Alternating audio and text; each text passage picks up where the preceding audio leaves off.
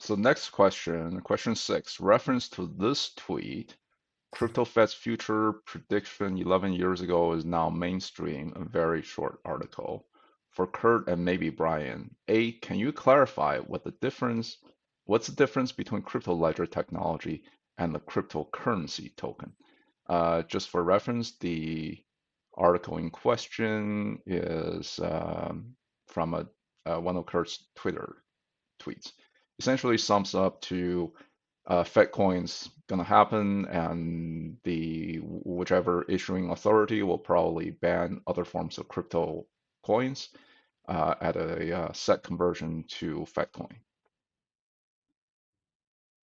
So I Yes. took a crack at the question. I'm not gonna read everything because I'm not like Gabriel or Martin. I haven't got this, parsimonious thing down yet. So I just roll whatever that came to my mind.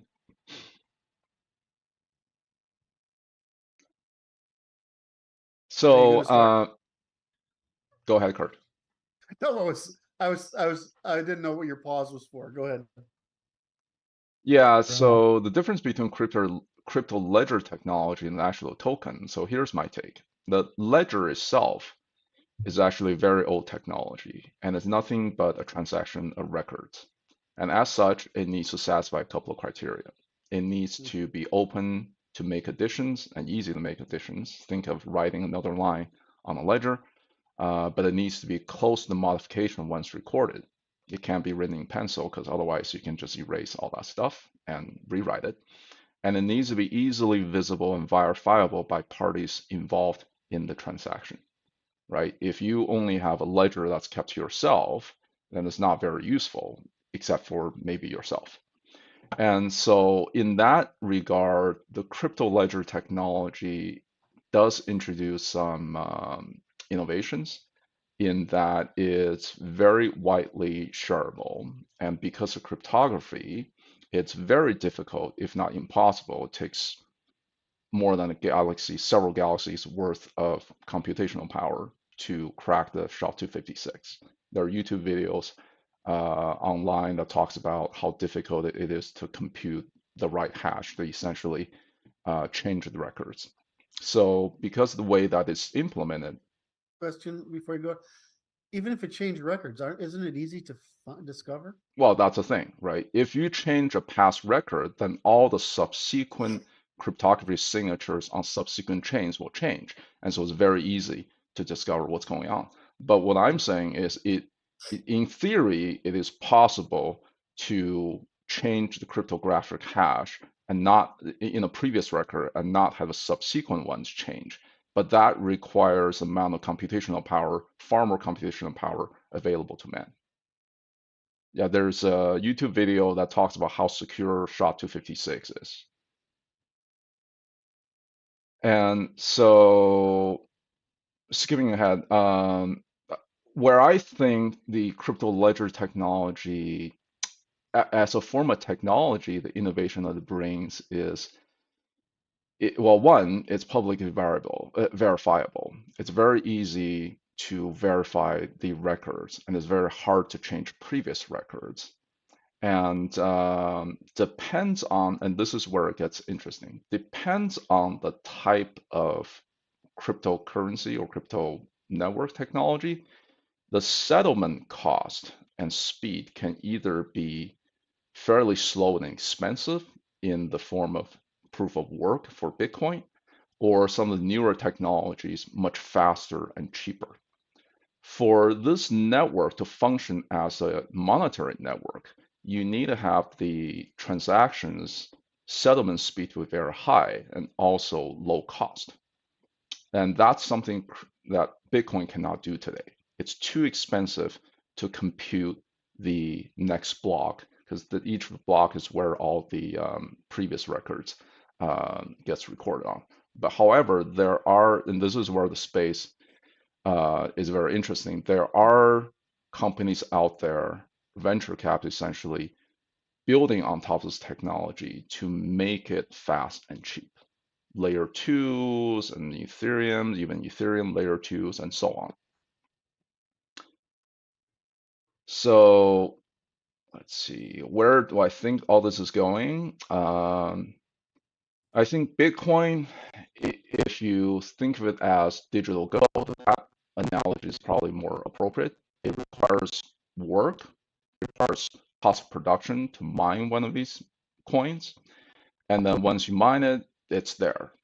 It can be used as a monetary basis as long as people have faith over it. But in terms of transaction and making actually currency network, something else has to be built on top of it to make the transaction cheap and fast. As to what's going to happen to all these crypto coins or tokens once the FedCoin becomes a possibility, I'm more pessimistic. I mean, I just look at how FDR outlawed private ownership of gold to realize that that's some version of that is probably written into our future. Because after all, these monetary authorities are very jealous of the power. The power to create money is probably the most powerful thing that humans Oh, ever absolutely. possessed, right? And Yes. if you have a party in power that has a power to print money, to create money, they would not easily cede it to anyone else. Now, what I would like to happen is a decentralized monetary network created by a benevolent overlord of some sort, but they should not have the sole power of modifying the parameters of that network. So essentially make it the public good. Can I add some? Please. So the I've been surprised at the survival of Bitcoin over the past 2 years. And it's because institutional support, because the big players want it. And it's not actually a bad idea to have this place of storing value separate from a monetary system, right? I mean, it's like gold is a really high gold is a very lossy transaction, right? Right. But it's a very safe hold. If there was more gold, it'd be better because there's not enough gold, which is the real problem. Um, Whereas what I like about this system is it solves the external problems of not being enough gold, etc. And it creates a place to store asset independent of the monetary economy that the state is using to regulate transactions and contracts. So I don't think so to me, I think there's room for both. I just can't believe the government's going to put up with it. It just can't believe it. I I can't see it happening because that's just sitting out there like a big, juicy roast pig ready to munch on with some barbecue sauce. And there's just no way modern governments, unless it's in the constitutional inviolable, they're not gonna resist it. I think the governments are allowing Bitcoin specifically. Let's not talk about other cryptocurrencies or networks. Yeah, They're allowing Bitcoin to exist because, from a total monetary basis, it's still fairly low. Of all yeah, the Bitcoins multiplied that's ever mined, multiplied by current value, I think is hovered around about 1 trillion. yeah. Which, it sounds like a lot, but in global finance, that's a drop in the bucket. It's enough for like BlackRock or whatever these companies to go make money off of just trading them, but it's not Uh-huh. enough to substitute, say, the US dollar as a transaction mechanism. Right. Okay, I didn't mean to interrupt you that long. I wanted to confirm your point. Okay, so part B of this question, in a reference tweet, you mentioned that crypto is a token money substitute from divisible shares in the crypto network. The link above to the Swift article is an announcement of a recent successful test on transacted tokenized real-world assets through 12 banking institutions around the world. And yes, the token is a share of the crypto network. However, the token itself is given the value of a real-world asset that can be transacted through smart contracts on ledger technology. Does the fact that real-world assets will be tokenized change your thesis? So Curt, I'll let you go first. this hasn't, this technology hasn't reached the point of use where conflicts have public consequences, and therefore the insurer of last resort, the government, has to act on it. And so right now they're letting us play with these things. I'm not sure that that I'm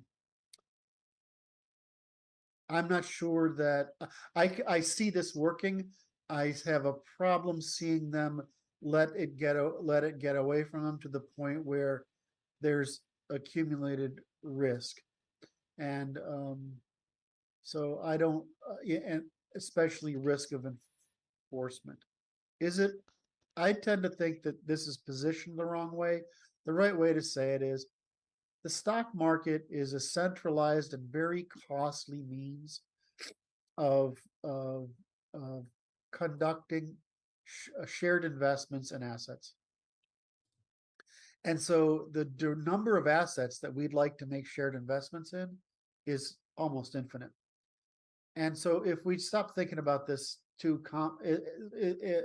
we get over the technology obsession, the framing it in the terms of the technology, and just say, okay, we don't need the overhead in the banking system that we've got. We don't need the overhead in the stock market that we've got. The stock market, because we use it, it gives the players in the market information not available to the consumers of the resource, which is being provided as it. So the reason I like this set of technologies is because I think, heck, if it's just too hard to invest in or share the interest in assets that are interesting to me, right? That might be interesting to me. And I would like to see it so if that people had more fun investing in things that they were interested in.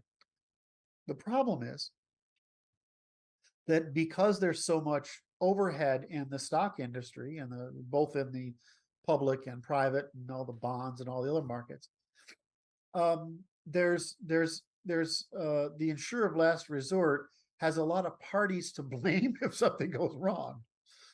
Whereas if we put this into place, it's pretty hard to chase down and stop the scams.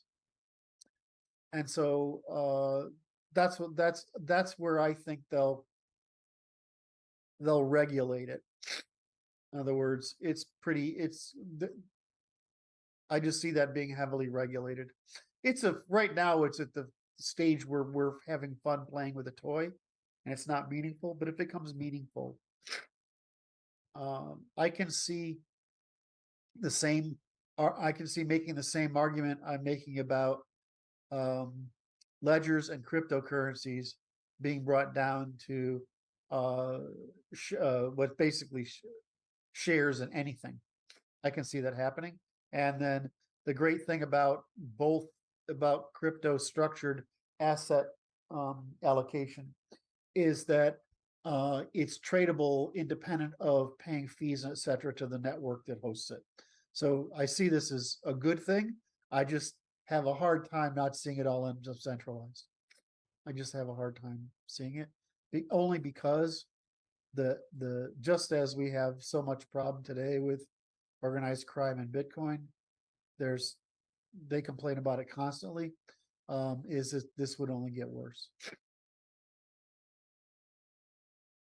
So I mean, it's not like what bothers me is when people in crypto say it'll never happen. We have this bullshit, right? The real question is, can we mediate enough of this ourselves before the government decides it has to regulate it and monopolize it?